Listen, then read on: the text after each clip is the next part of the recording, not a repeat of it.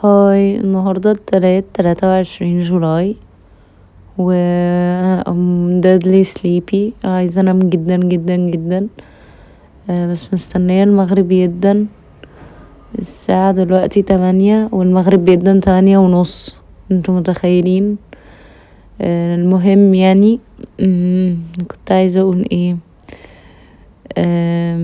النهاردة كنت بكلم بابا، وبعدين بيقولي الشاطر هو اللي يتعب دلوقتي، يعني كلام كل البيرنتس، كل الاهالي. الشاطر هو اللي يتعب دلوقتي ويرتاح بعدين. فسألته السؤال اللي دايما كنت بجد بفكر فيه: بابا انت مرتاح دلوقتي طيب؟ عشان عشان فعلا انا بحس انه مفيش راحة خالص، وانا بكره جملة اتعبي دلوقتي وترتاحي بعدين. وعمري ما كنت بسأل اهلي السؤال ده، ما اعرفش ليه ما كنتش بسأله لما كانوا يقولوا لي الجملة دي. ما اعرفش، كنت تقريبا بتكسف. المهم النهارده قررت ان انا هسأل السؤال ده، وقبل ما انساه قلت له: بابا هو انت مرتاح طيب دلوقتي؟ قال لي: اه جدا جدا. ف تمام ماشي شكرا. يعني ضاع المحتوى، ضاع محتوى يا بابا. سوري الموبايل وقع. بس مم، مش عارفه بصراحه يعني. فقفلت معاه، رحت اذاكر. طبعا هعمل ايه يعني؟ ما عرفتش ارد طبعا. قلت له: عندك حق، مع السلامه. طيب هروح اذاكر. وبالفعل روحت اذاكر عشان اتعب دلوقتي وارتاح بعدين. بس بحاول ان انا بقى هدفي السنة دي، وعشان انا هقوله فهو كده بحس ان percentage انه يتحقق هتبقى اقل. معلش انا بتكلم بطيء قوي عشان انا بجد هموت وانايمه. انا حاليا نص نايمه اصلا، مش فاهمه. انا مش مستوعبه ان انا بتكلم يعني. المهم هدفي السنه دي ان انا عايزه ما استرسش. طبعا ده حاجة انا عارفة ان هي حاجة هبلة جدا، بس عايزة على الاقل اقلل من الاسترس. مش ما استرسش خالص، بس اقلل. خلاص يعني انا بقيت مالكة نفسي، مالكة وقتي، وانا مالكة حياتي و فعادي يعني. ما فيش حاجة هتطير يعني. في ايه بقى؟ بس دي حاجة.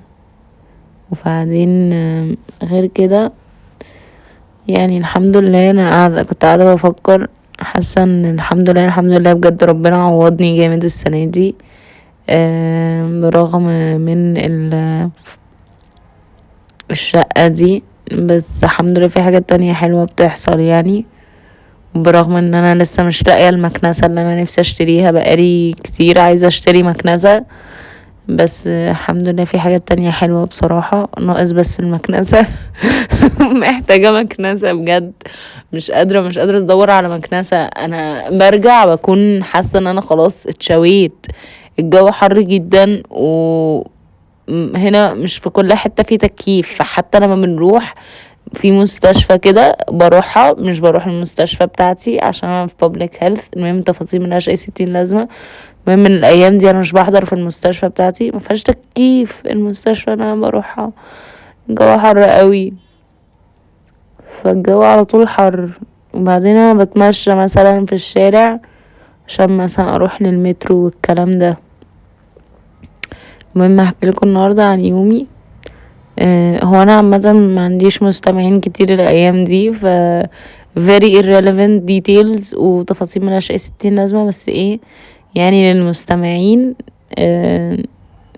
النهارده عملت ايه؟ النهارده رحت المستشفى اللي ما فيهاش تكييف دي، وبعدين اتصوروا معانا. الدكتور اللي مسؤول عن المستشفى اتصور معايا انا وواحده صاحبتي اللي بنحضر في المستشفى اللي هناك، عشان احنا الاتنين international students.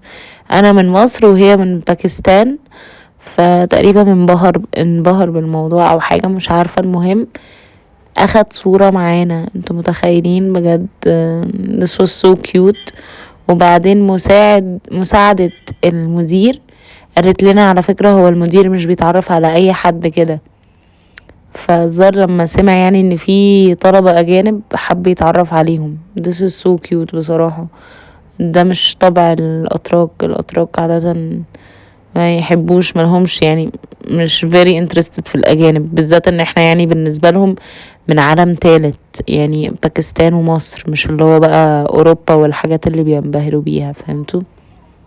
أم، وبعدين برضو فضلنا في المستشفى اللي ما فيهاش تكييف، في اوضه ما فيهاش تكييف، في اوضه بجد بشعه. الاوضه كانت حر اكتر من بقيه المستشفى اللي احنا كنا قاعدين فيها، بس خلاص يعني مش عايزين نبقى قدام الاعين عشان ما يشغلوناش. واحنا اصلا ما كانش عندنا شغل ان احنا نعمله هناك، احنا بنفضل قاعدين فاضيين وما بنعملش حاجه، لان ده public health rotation which is very حاجه ملهاش اي 60 لازمه اصلا. المهم بعدين كان في حاجة تانية كنت النهاردة أول مرة أجرب وسيلة مواصلات جديدة هنا. بقالي 6 سنين في تركيا في أنقرة، وعمري ما جربت الأنقراي سوري لا، أنا دايما بركب أنقراي سوري. الترامواي. الترامواي ده هو زي مترو فوق الأرض، تمام. ده انا جربته في اسطنبول، ده معروف قوي، لو انتوا رحتوا اسطنبول انتوا definitely جربتوا الترامواي، بس انا عمري ما جربته هنا في انقرة. ليه؟ هتسألوني ليه؟ ده احلى وسيلة مواصلات يا جنى في البابليك ترانسبورتيشن، في المواصلات العامة.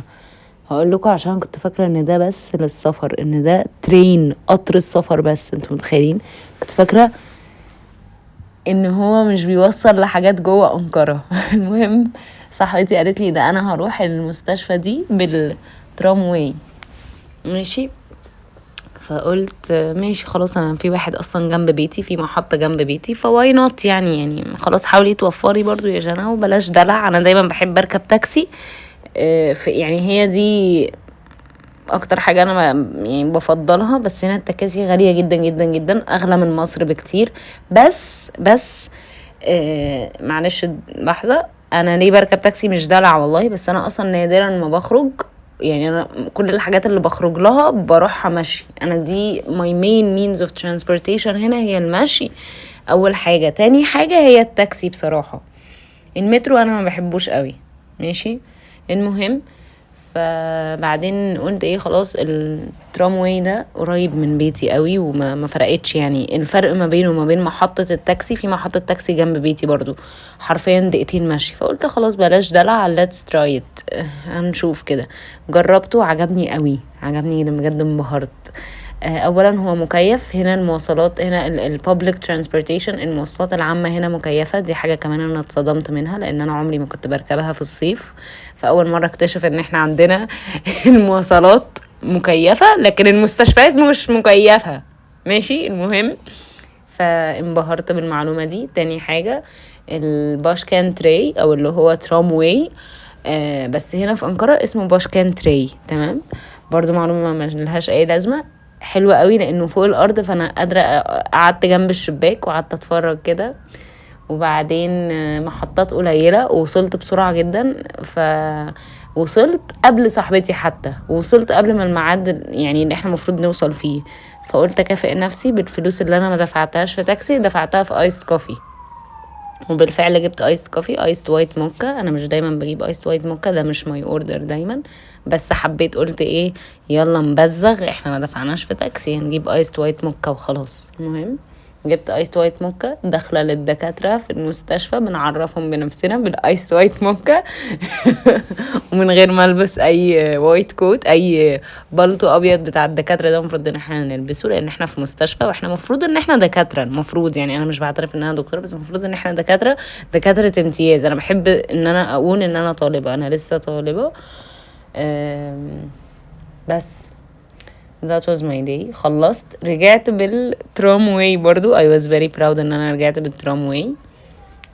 او ماي جاد، هناك في المستشفى اكلنا في اليمكانه. اليمكانه دي اللي هي الكافيتيريا بتاعه المستشفى، بتاعه العمال اللي هنا، يعني العمال ازن الدكاتره كمان عمال، ان الناس اللي بتشتغل قصدي.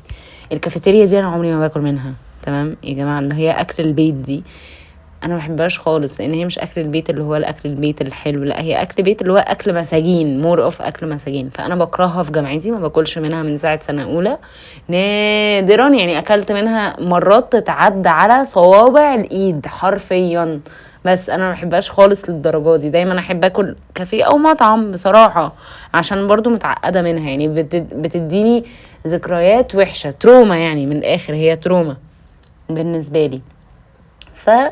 بحبش اكل فيها.